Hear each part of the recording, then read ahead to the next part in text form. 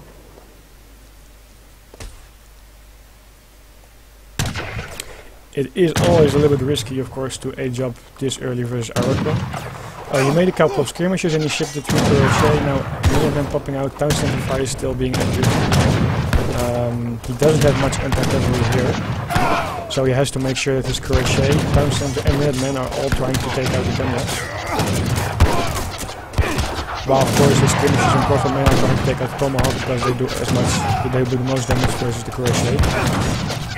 That's the market going on here. He made a few other Crochets here, working on the Hyenas. So far this battle is going okay for him. He's losing a little bit more, but you have to keep in mind that he is already in the 3rd age. That means he has access to the better shipments and he has access to the better units. So a fight like this obviously is always a little bit in favor of the Iroquois because he has not invested the resources in aging up yet. I'm expecting him though to not keep on too much pressure in the 2nd age, because I think you just can't keep on fighting versus French age 3, you have to age up as well. Villager migration over here. The other herds, as I said before, pronghorns not the most not the best food herds. Both run out. He's also trying to bring in this one, and now he's working over here. Actually, I think he should just try to herd this one towards his warheads. Anyway, Aizamk's also ran out of his first hunt pretty much, like here. So now he needs to work on this one. Not that much food overall. It was quite balanced, it seems, but not that much food overall on this map. He's moving over here to defend his villages and the trading post, of course. It's kind of waiting what Aizamk's gonna do now, but Aizamk has to be careful. He doesn't know yet if Boneng is going for a lot of H2 units or that he's aging up himself, so he can't risk pushing out and then getting caught by Mass, Hyena and Kanya. I think a scout should go out soon from Aizamk to see what Iroquois is doing. Over here we see that he's moving out. Scouting is always very important, of course, in strategy games. Knowing what your opponent is doing is like half the victory you can get. There he sees what kind of unit Boneng has. That gives him not only an idea about what he's up against, like before Boneng could be an aging up, but it also gives him an idea of where the army of Boneng is positioned. Oh yeah, wait a second, I didn't even look at decks. Oh, this is an interesting deck. As you see here, he doesn't have 7 skirmishers, nor 4 dragoons. He does have 8 dragoons here and 4 in the 4th age. I think this is quite a standard, well, general deck for him. I would prefer to have more army shipments in the 3rd age versus civilizations like Iroquois. I think that would be a better choice because you can put on more pressure that way. Here of course you have skirmishers which counter tomahawks like the musketeers, and skirmishers have their range as well, so they outrange every unit here. So the only thing he has to be careful of is the Kanyas. So what you see here, Kanyas trying to take out the skirmishers, while this army should take out cavalry, Crochet, because they do the most damage, and preferably the Hyena should be targeted on the dragoons, because dragoons kill Kanyas very fast. You see some tomahawks here put a melee mode, cavalry running away from it. Skirmishers trying to target this. Quite nice micro going on for both parties here. Cannon's a little bit exposed. He's able to pick up one, not the second one. Always, by the way, warheads and blockhouses, stuff like that, towers should be aimed on cavalry, in my opinion, that is hand cavalry or dragoons, because they do bonus damage, so you get the most optimal damage output from them. Aizamk wins this battle, that means that he can continue sieging his warhead in this position. I think Boneng is just still trying, of course, to stay in the 2nd age. He probably chose for this because of the way the map is laid out. Not that much food around, and he felt that he had to protect his resources. Waiting for some Kanya to pop in and now taking out the cannon. This was kind of expectable, so I think Aizamk should have done that earlier. Anyway, cannon is out now. No anti-cavalry here, so it's gonna be has to be careful. But Aizamk knows that the 2 Crochet already low on HP, so Mass Hyena can still, with a little bit of micro, kill them off with not too much trouble. So he's going back for now. And of course, cavalry is always like anti-cavalry in a way, because you can just block the other cavalry with some mass infantry behind it. That does mean you don't always need tomahawks like musketeers as the hard counter. Another warhead coming up here, securing more of the map. Now we have like everything of Aizamk moving this way. We really need to get this herd and these resources. Villager upgraded, villager HP upgraded by now. This villager is gonna feel very sorry for being sent out over here.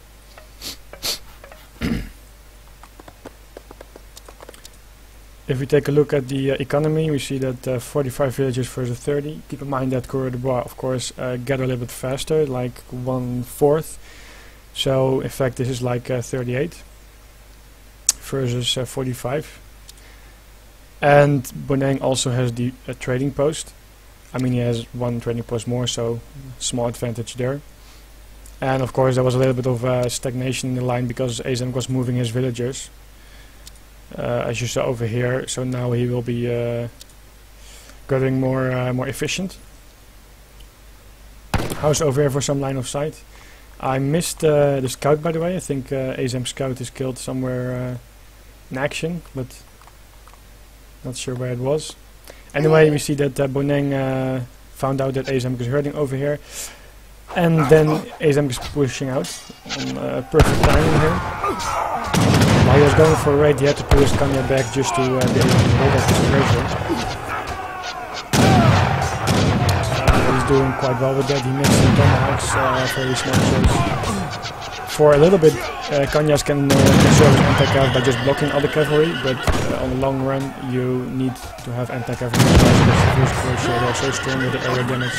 So a 3-unit combination army like skimmers and cavalry is always better. Assuming you micro. Still some tomahawk here in melee mode. I think that's a good choice. It keeps slowing down his whole army. That means that all the enemies in the back and the other tomahawks can still keep doing a lot of damage. Aizamk of course trying to run, shoot back, run again, to not take as much damage as he otherwise would if he just stand over here. Ah, I missed him. Iroquois hero.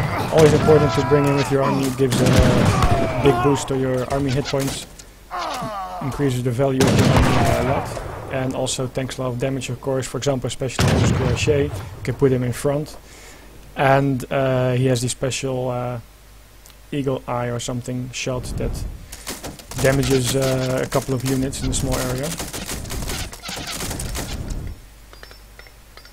I think that he should really, there we go, raid this group over here, because that's kind of the only hope left for Aizamk to win this battle, to win this match, getting the resources over there. And I think that is slowly going into Boneng's hands. Now we killed the stable, and the house maybe as well in a bit, and here we find the villagers. Of course, villagers of the French are strong. They can be used very well in fighting off ranged infantry because of their ranged resistance. But for cavalry, they won't do that good of a job. So then it's often better to just run with them. Of course, Boneng has scouted this before, so he sees the dead animals. That means that he knows Aizamk is herding over there, or at least try to herd over there. If you go here, you see no villagers, you should just run further on because you know they should be running somewhere. The other villagers trying to get back to the main base here were picked off by this mass infantry. And now Aizamk trying to push out on the other side, trying to damage the economy of Boneng. And there you go, good game. In the end, no more resources left, way too far out, no tower, not enough units to keep his villagers protected. And he was maybe trying to go for a big raid over here, seeing that he couldn't get that much done. It was just end of the game there. Overall, good game. Nice to see a good micro in the battles. And I think that... Yes. Of course, Boneng used the Iroquois hero to increase his villager... his army unit hit points, and he also used by now both army cards. That means 15% more damage, and of course 15 even, yeah, 15% more HP. So if you take a look here, 150 HP Aenas and 215 HP Tomahawks. That's quite insane. To give a brief summary here, then I think the map had a little bit less resources than I usually see over here. That means that it's harder for the defending civilization, which in this case is the French.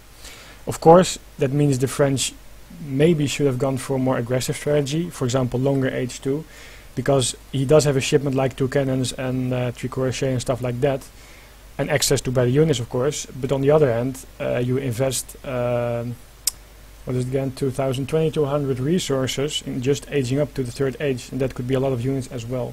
Not to mention, it could be a lot of cavalry, for example, keeping on pressure by raiding the Iroquois villagers on the map, preventing him from getting warheads up everywhere, like over here. Well, this was the first one actually, but this one and this one.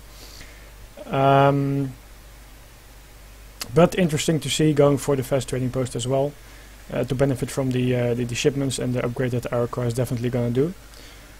By the way, the fact that the Iroquois has such a strong army in the 2nd age also allows them to stay colonial for a bit longer than average civilization would, because your units are still quite strong. So even though, for example, skirmishes do have the range benefit, and of course it's a better unit than the crossbowmen for the French in the 2nd age, you still have a relatively strong army to push to any 3rd age army of your opponent. So perhaps it would have been better for Aizamk to stick to the colonial age a little bit longer. It's hard to say. I think that based on this map, like I said, a little bit lower resources, quite spread out as well. Also for Boneng, not that many big herds close. I think it was a good call for him to just stay colonial and make use of all his cards. The hero definitely, and keep on pressure on Aizamk's gathering spots. So that was it. Boneng won. Good game, and I'm not sure if I can stream a next match already. I think not, so I'm probably gonna stop the stream over here. Stop the stream right now, and I might be back later tonight with another match, not sure. Else probably tomorrow or the day after.